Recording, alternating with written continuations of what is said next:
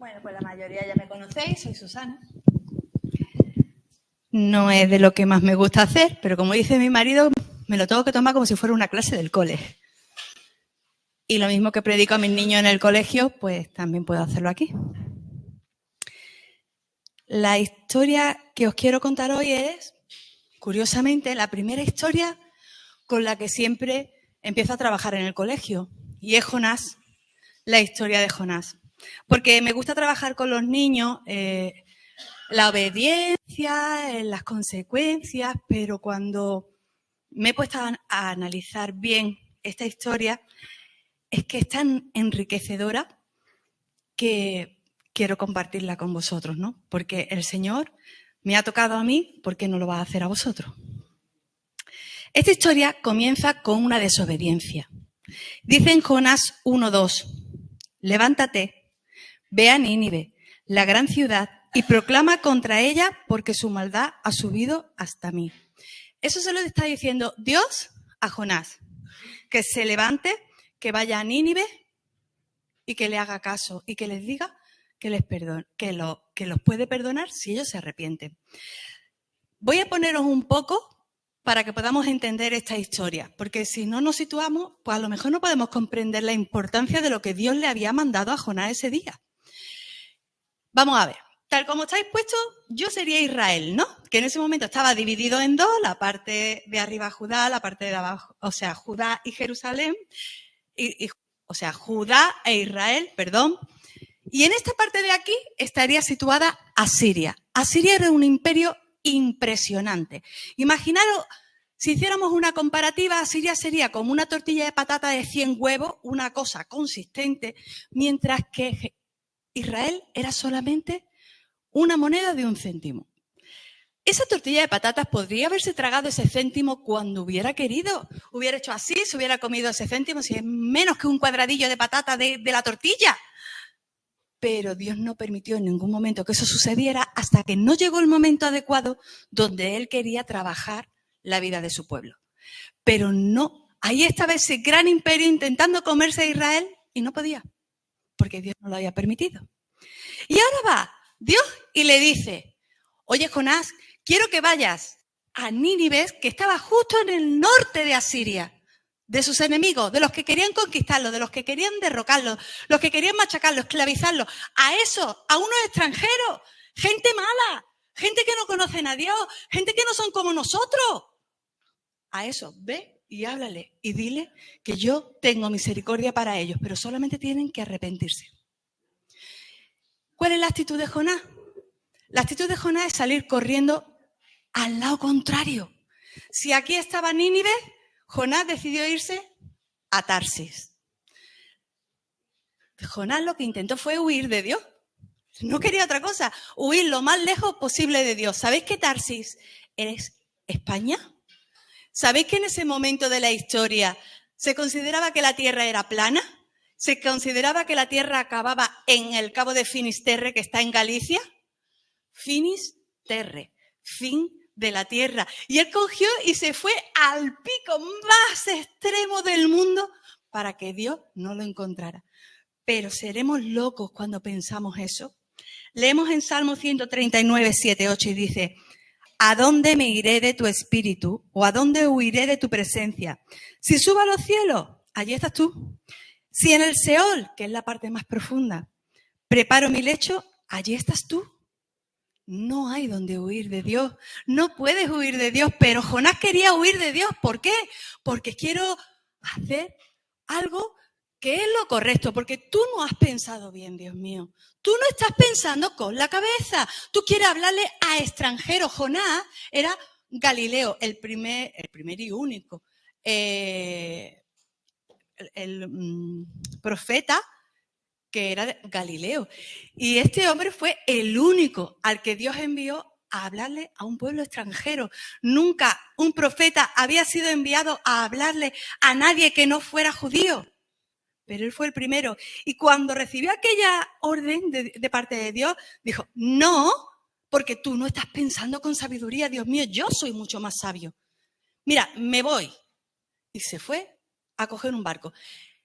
Su vida en ese momento de alejarse de Dios fue como ¿cómo os diría yo? Como una caída detrás de otra, ¿no? Pasa de unas tierras altas como eran Jerusalén a llegar al nivel del mar para coger un barco. Qué casualidad que llega allí y se encuentra con un barco que viaja a Tarsis. Ese barco tardaba 3 años en hacer su recorrido, ida y vuelta. Qué casualidad que el barco estaba allí. Y dijo, pues en este es el mejor, porque son 3 años. En 3 años esta gente se van a portar tan mal que Dios los va a destruir como a Sodoma y Gomorra. ¡Bien! ¿No?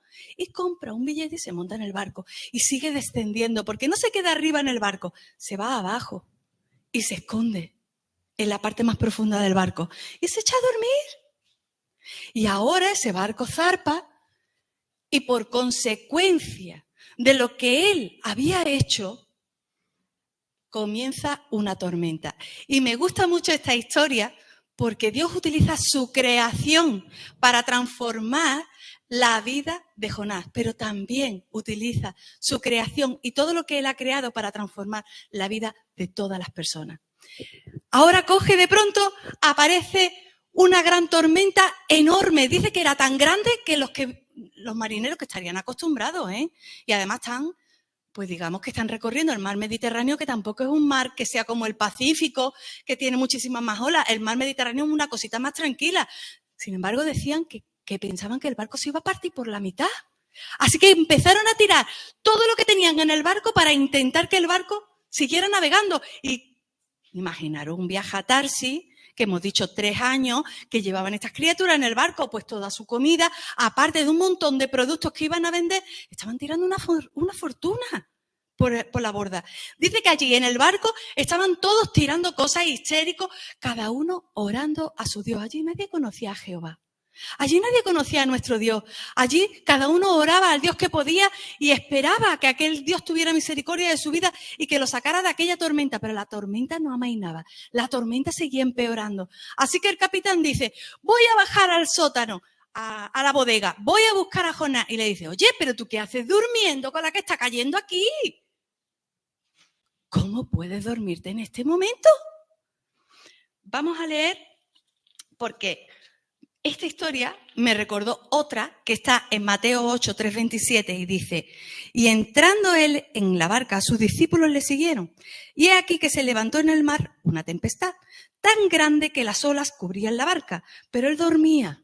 ¿Nos recuerda? Y vinieron sus discípulos y le despertaron diciendo, Señor, sálvanos, que pereceremos. Y él les dijo, ¿por qué teméis, hombres de poca fe? ¿Por qué sabía Jesús que no iba a morir en esa barca ni él ni los discípulos? Porque conocía el plan de Dios. Conocía el plan de Dios, sabía cuál era el plan de Dios. Este no es mi momento, ni tampoco el vuestro, por lo tanto, ¿qué estáis haciendo? Hombres de poca fe. Si leemos esta misma historia en Jonás, dice, y los marineros tuvieron miedo, y cada uno, estamos en Jonás 1, 5, 6, ¿vale? Y los marineros tuvieron miedo. Y cada uno clamaba a su Dios y echaron al mar los enseres que había en la nave para descargarla de ellos. Pero Jonás había bajado al interior de la nave y se había echado a dormir. Y el patrón de la nave se acercó y le dijo, ¿qué tienes, dormilón? Levántate y clama a tu Dios y quizás él tendrá compasión de nosotros y no pereceremos. ¿Pero por qué dormía Jonás con un tormentazo como el que había? Porque conocía el plan de Dios. Yo tengo que ir a Nínive y no me va a dejar en paz hasta que no lo haga. ¿Podía haber cogido y hundido ese barco, haber matado a todos los que estaban en ese barco y haber empezado desde el principio con otra persona? Sí, pero es que él ya tenía una decisión tomada y tenía que enseñar a Jonás para que tú aprendas hoy también. Y yo, que he sido antes que vosotros, la que ha aprendido de esta historia. Era necesario de esta manera. Él no tenía ningún miedo. ¿Esta decisión que tomó Jonás afectó a los marineros? Sí, en todos los sentidos. En todos los sentidos. En el primer lugar, pasaron un miedo terrorífico. Estuvieron orando a sus dioses. Se deshicieron de todo lo que le iba a producir un aporte económico para poder sobrevivir los 3 siguientes años. Su familia, ellos mismos, se deshicieron de todo. Lo tiraron todo. Porque ellos pensaron que su vida era mucho más importante. ¿Afectó la decisión de Jonás? Sí. Pero ¿qué pasó? Que cuando empieza todo esto, Vamos a leerlo en Jonás 1, 8, 16. Bueno, lo leemos y vamos comentándolo. Dice, entonces le dijeron ellos, decláranos ahora por qué nos ha venido este mal. ¿Qué oficio tienes y de dónde vienes?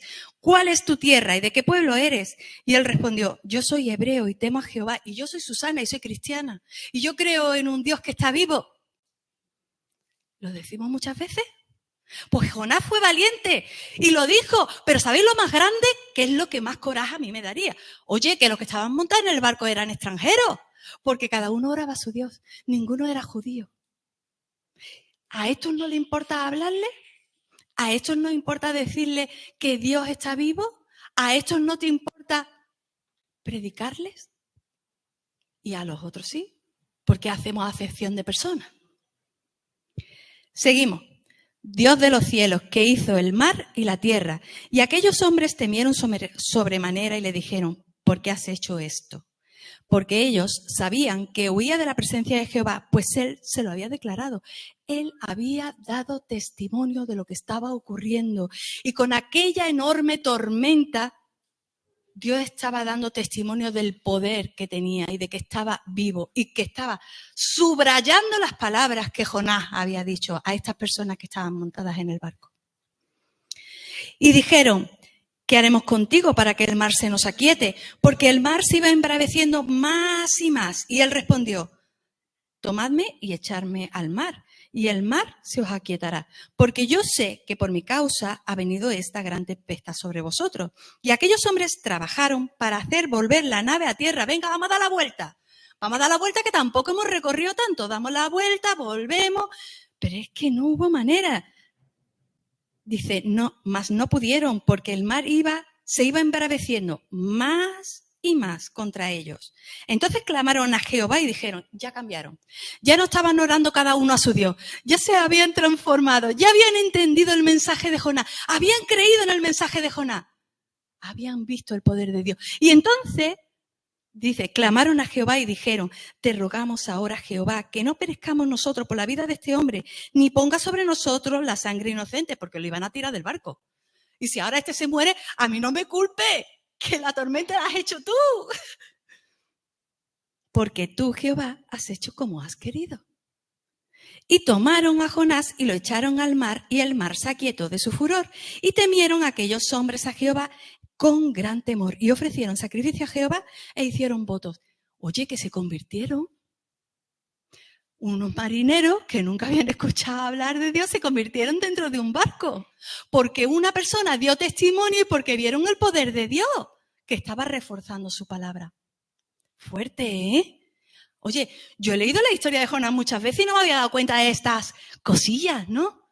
Pero también veo cómo la vida de Jonás sigue cuesta abajo. Bajamos de Israel, llegamos al nivel del mar, nos metemos dentro de un barco, ahora me caigo del barco, me meto en las profundidades del mar, glu, glu, glu, glu, glu, glu. ¿Vale? Hasta aquí va la historia. ¿Y qué vamos aprendiendo de esta historia? Que si tú te arrepientes como se arrepintieron los marineros, la misericordia de Dios viene y el perdón cae sobre ti. ¿Y qué es lo que consigues a cambio? La vida. Porque dice que ellos siguieron su camino. Siguieron vivos. Si te arrepientes y el perdón del Señor te cubre, su misericordia está contigo y tú tendrás vida eterna. ¿Algún sentido tiene que tener creer en Dios? ¿Algún sentido tiene que tener ser cristiano? ¿Para qué queremos ir a un concurso? Pues para ganar 1 millón. Bueno, ¿para qué queremos ser cristianos? Para tener la vida eterna al lado de Dios. Hay algo más que me gustaría hablar de esta parte de la historia. Y es, oye, un hombre tuvo que morir porque ellos los lanzaron al mar. Un hombre tuvo que morir para que los demás se salvaran. ¿Y no recuerda a nadie que murió por salvar a los demás?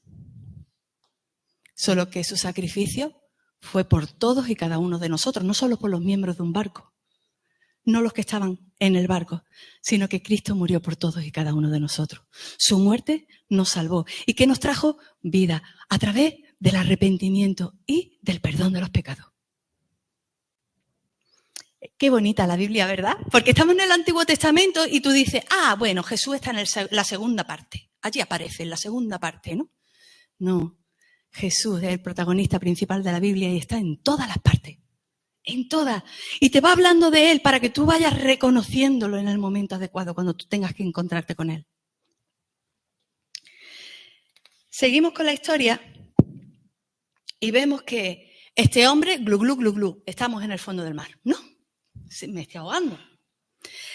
Pues es en tu debilidad cuando Dios perfecciona su poder. Lo dice en 2 de Corintios 12:9. En tu debilidad se perfecciona mi poder. Cuando tú ya no puedes más. Y es en ese momento cuando aparece un pero precioso del Señor y dice, pero Dios mandó un pez gigante que se tragara a Jonás. Y mira, os quiero hablar de que cuando leemos la Biblia tenemos que ser exactos, con exactitud, no teorizar. Yo puedo teorizar, pero ¿por qué Jonás y la ballena? ¿Por qué una ballena? La ballena no es un pez, la ballena es un mamífero. ¿Por qué? Si la Biblia dice que fue un pez, ¿por qué hablamos de ballena? Cuando leamos la Biblia, leamos bien. No saquemos las cosas de contexto según lo que yo conozco. Porque mirad, Adán y Eva no se comieron una manzana, comieron un fruto.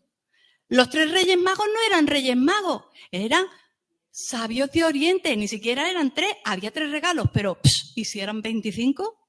Yo qué sé. Pero sacamos las cosas de contexto y de verdad, hoy saco esto, mañana saco lo otro, y al final desvirtualizamos lo que Dios nos quiere decir a través de su palabra. Debemos mantenernos en las enseñanzas. Mira, yo me he puesto a admirar, ¿no? Y digo, oye, tuvo que ser una ballena, no pudo ser otra cosa.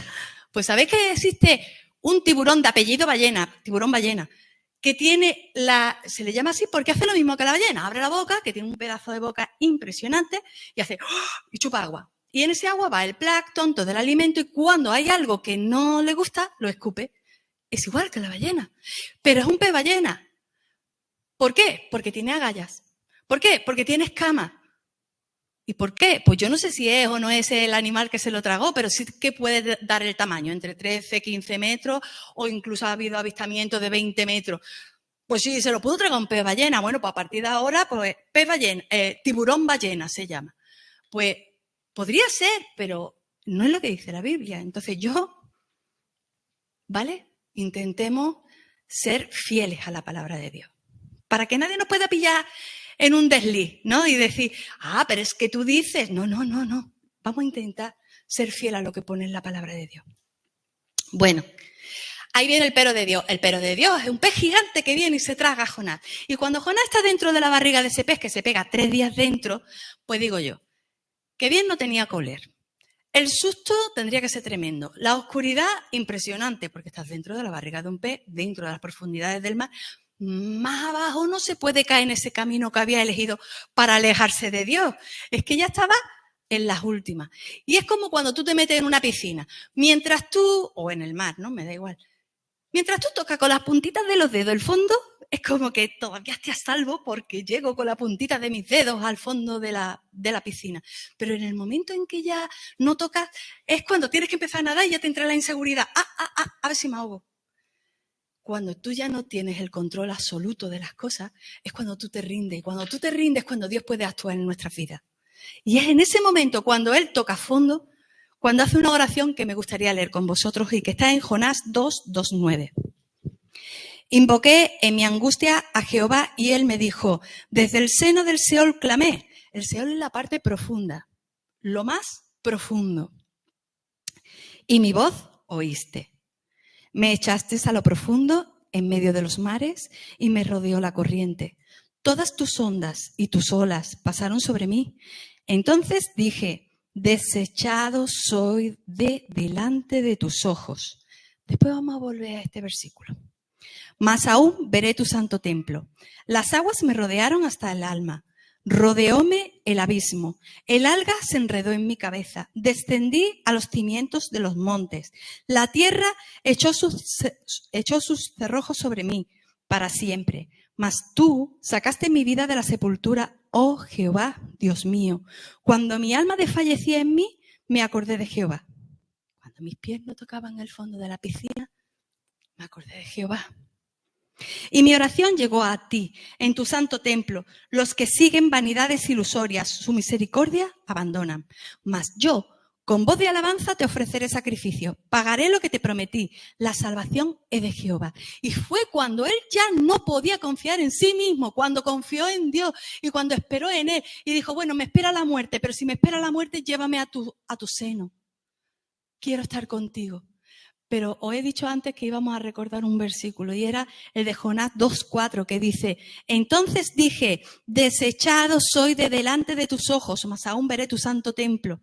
Y eso me recuerda a Jesús en aquella cruz cuando dice, Elí, Elí, lama sabactani, en Mateo 27:46. Dice, esto es, Dios mío, ¿por qué me has desamparado? Y él se sintió abandonado. Y en ese momento de abandono es cuando tú clamas a Dios esperando que Él pueda ayudarte porque ya no tienes fuerzas. Tú no puedes por ti mismo. Y dependes de otro. Y ese momento para un ser humano es terrible. Porque estamos acostumbrados a... Siempre me queda la cosa de que yo puedo confiar en mí. Y si, bueno, pero yo puedo. Y mientras yo puedo, Dios no puede.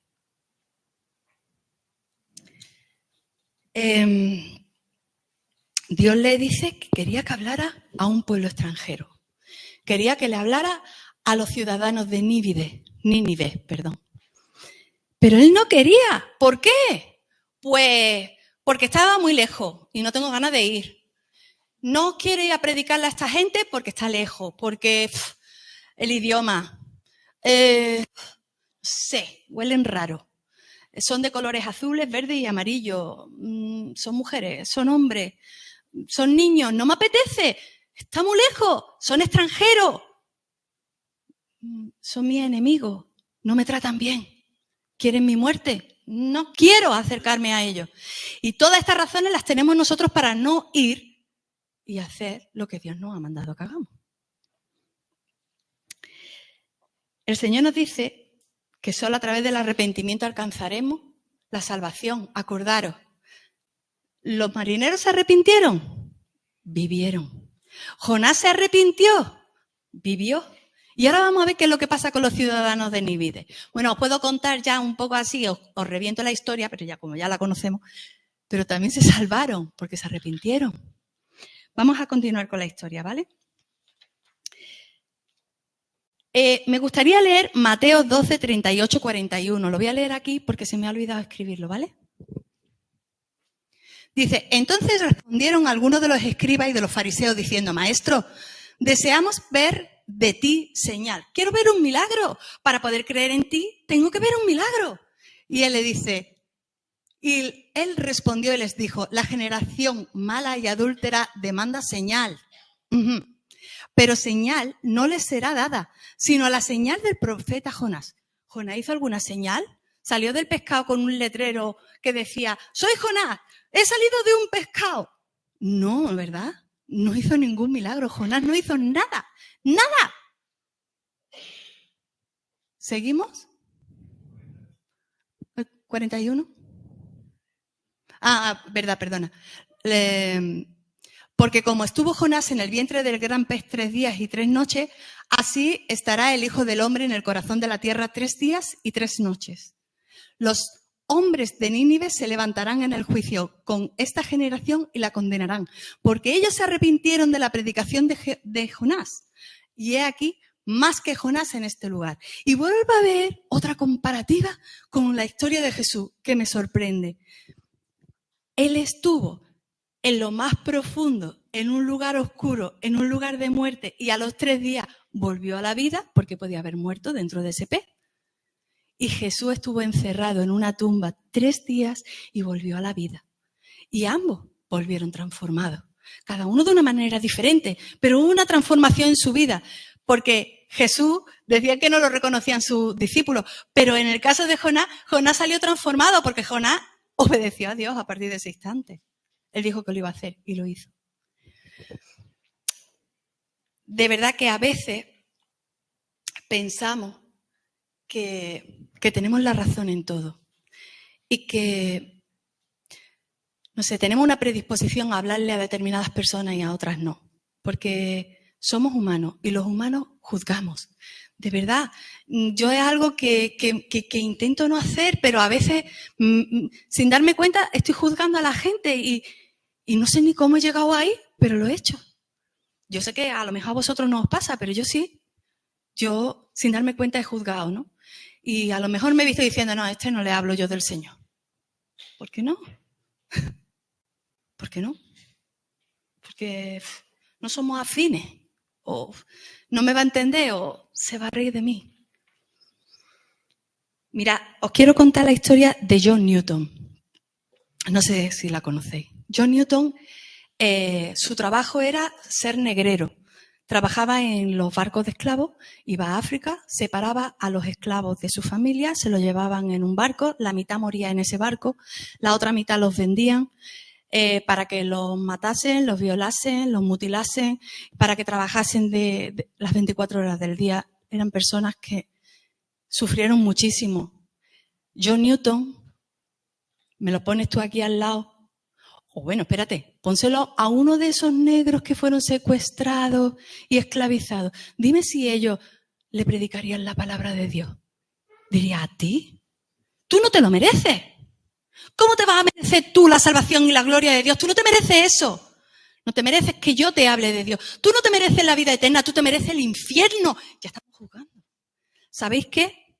A John Newton lo vendió uno de sus capitanes y lo vendió como esclavo. Estuvo trabajando como esclavo. Y después su padre mandó un barco, lo sacó de esa esclavitud y él volvió a otro barco y volvió a ser esclavo. ¡Hala, qué fuerte! ¡Hala, qué fuerte! Pero si es que este encima es repetitivo, ¿cómo le voy a hablar yo de la palabra de Dios? ¿Cómo voy a permitir que tú entres en el seno de Dios? ¡No! Pero ¿sabéis qué? Un día en una tormenta, mira, la cosa va de tormenta hoy. En una tormenta, este hombre se pone a orar al Señor y le dice, por favor, sálvame. Y su vida empieza a transformarse en ese instante. Pero, ¿sabéis? No fue de golpe, no fue una transformación de golpe. Él transformó determinadas áreas de su vida. Transformó su carácter, el alcohol, las mujeres, transformó determinadas áreas.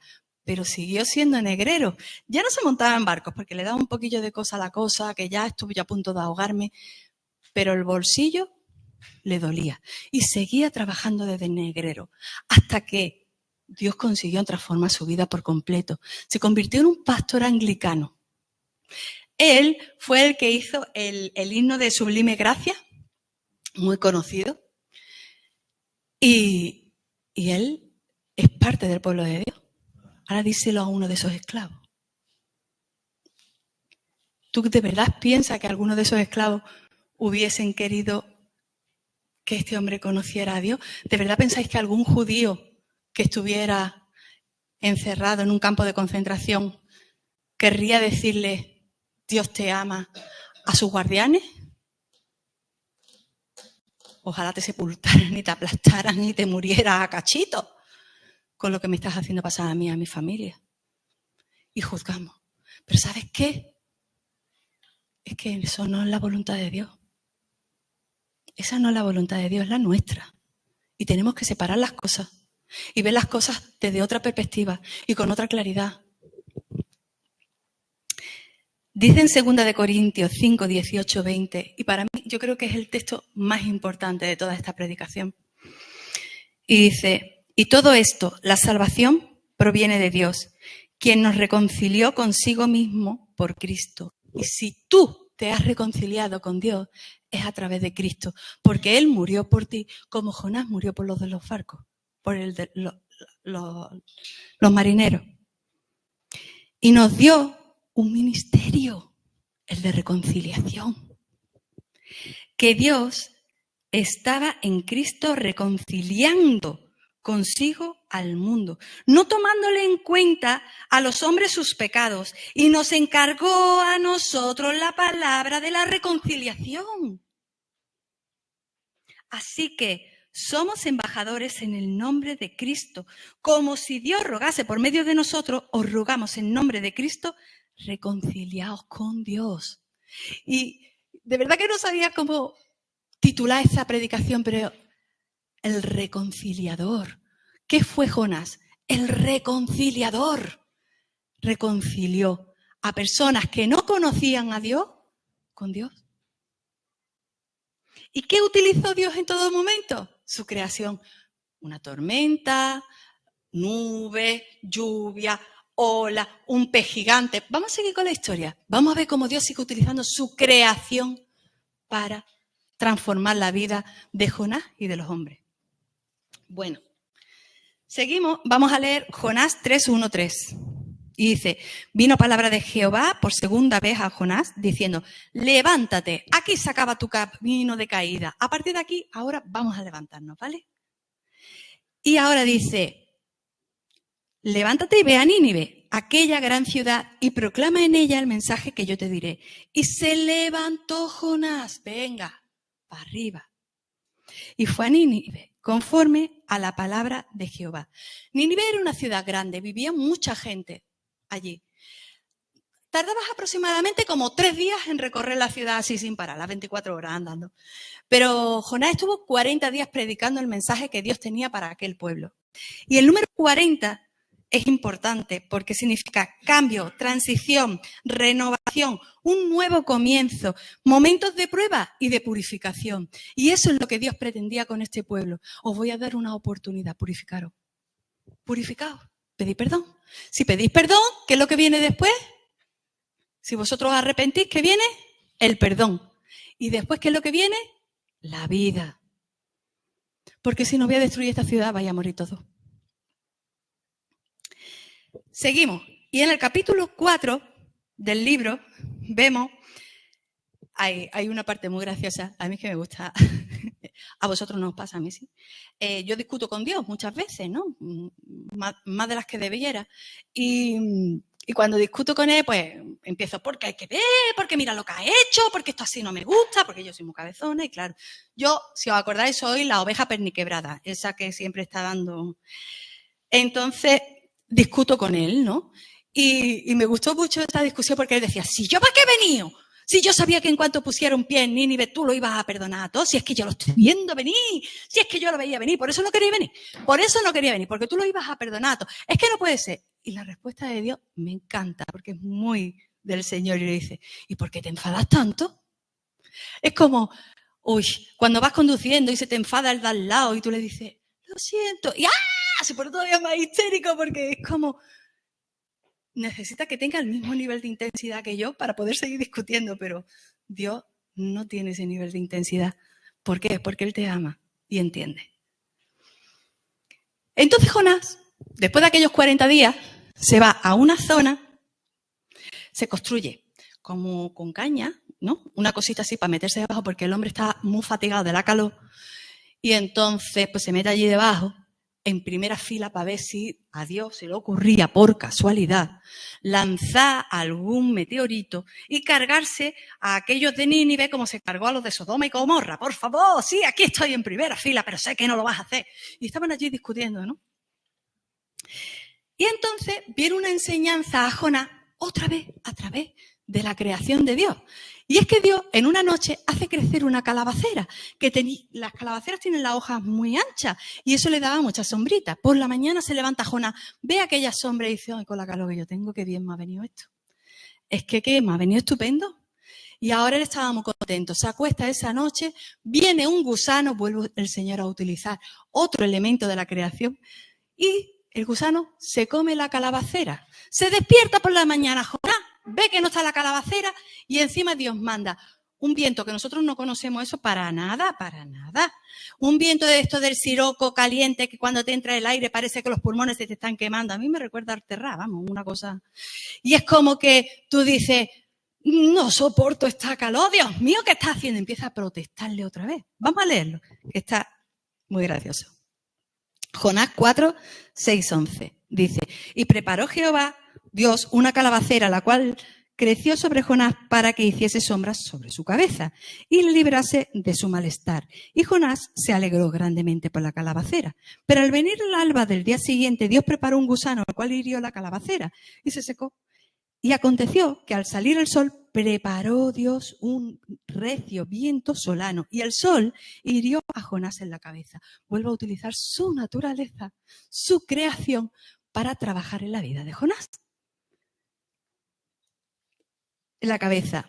Y se desmayaba y deseaba la muerte diciendo, mejor sería para mí la muerte que la vida. Yo lo entiendo al hombre, ¿eh? Que cuando tiene calor uno. Entonces dijo Dios a Jonás, ¿tanto te enojas por una calabacera? Y él respondió, mucho me enojo, hasta la muerte. Y dijo Jehová, ¿tuviste tu lástima de la calabacera en la cual no trabajaste?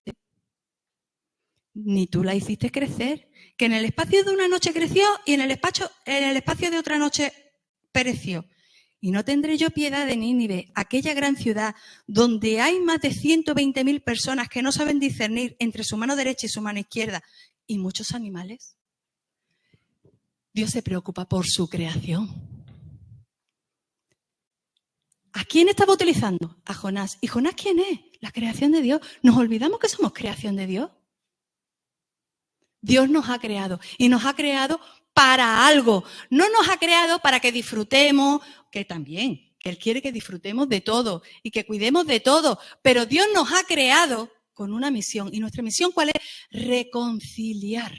Reconciliar. Y eso es lo que Jesús vino a enseñarnos cuando estuvo aquí. Reconcíliate con el Padre. Reconciliación. Eso es lo que Dios quiere de cada uno de nosotros, que vayamos, que nosotros nos reconciliemos. Y cuando tú ya estés reconciliado, ve a otro y dile, tienes una oportunidad, ve, porque Dios quiere estar contigo. ¿Y a quién ha utilizado para esa reconciliación? A su creación. Tú eres creación de Dios. No te creas tan importante, simplemente eres un gusano, una calabacera, una ballena, tiburón ballena, ¿vale? No somos más y nos creemos todo y no somos todo. Él es todo. Estas personas no conocían a Dios y no podían discernir lo bueno ni lo malo. Estas personas, si sus abuelos y sus tatarabuelos y todos sus ascendentes cogían a los hijos y los tiraban por el boquete de un volcán para agradar al Dios no sé cuánto, pues será lo que hay que hacer, porque es lo que se ha hecho siempre. Pero si no hay nadie que vaya y le diga, eso no está bien, ¿cómo lo van a saber? Por eso Dios mandó a Jonás, para que les enseñara que aquello no estaba bien y que tenían la posibilidad de elegir, sigue haciéndolo mal o hazlo bien. Si lo haces bien, yo te voy a reconciliar conmigo. Esta historia la tenemos en Lucas 14, 15, 24. No la voy a leer entera. Es la parábola del gran banquete. Y nos vamos a quedar con este versículo. Sal deprisa. Sal deprisa por las plazas, por los callejones de los pueblos y trae acá a los pobres, a los lisiados, a los ciegos y a los cojos. Si los demás no quieren, pues ve por el resto. Ahí estaba Pablo enseñándole a Pedro, mira, es que no solamente la salvación es para los judíos, también están los gentiles, y los gentiles están creyendo en el Señor y el Señor los ama igual. Nosotros somos gentiles. No somos judíos. Bueno, podemos tener un tanto por ciento de sangre, pero puede ser. Pero no somos judíos, somos gentiles. Y Dios nos ha reconciliado con Él. Así que, ¿cuál es nuestro trabajo? Reconciliar, llevar el mensaje de Dios a cualquiera, en cualquier lugar, sin juicio, sin prejuzgar a nadie. Simplemente haz lo que tienes que hacer. Y Dios hará el resto. Pues espero de verdad que haya sido de bendición. Muchas gracias y que el Señor bendiga.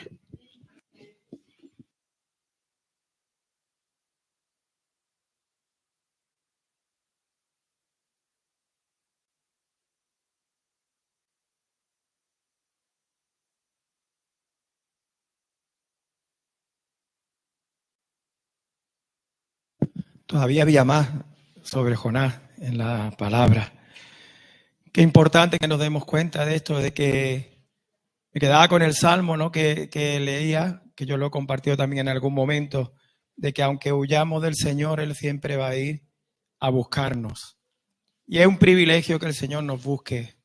Amén. Es un privilegio que el Señor cuente con nosotros, a pesar de lo que somos, de lo que fallamos, de lo que pecamos, pero el Señor está siempre ahí. Gloria a Dios. Que no nos tenga el Señor que meter durante 2 o 3 días en algún sitio oscuro para que nos demos cuenta de que el Señor cuenta con nosotros para llevar su palabra. Amén. Muy bien, hermano, pues os animo a uniros a las reuniones que hay. Sabéis que tenemos 2 reuniones por Zoom, una reunión de casa por Google, otra por Zoom. Por ahora no está habiendo reuniones de casa presencial. Y lo que sí es cierto de que hablaremos de este tema más adelante. La iglesia no puede seguir así. De que en una reunión de oración, con lo fácil que es darle a un botón, hermano, a un botón. Para poder estar en oración, gracias a Dios, 10 o 12 personas, no voy a decir nombres, nos vemos y oramos, intercedemos, y ahí estamos luchando cada viernes. Hermano, 1 hora, o 1 hora y pico. Bueno, no 1 hora, más o menos, ¿no? Entre las canciones y todo. 1 hora. Bueno, hablaremos más adelante. ¿Vale? Pues quédate con esto. El Señor cuenta contigo igual que contó con Jonás. Pues nos saludamos. Pues los jóvenes todavía estarán liados con el cartelito, no han subido. Que el Señor bendiga.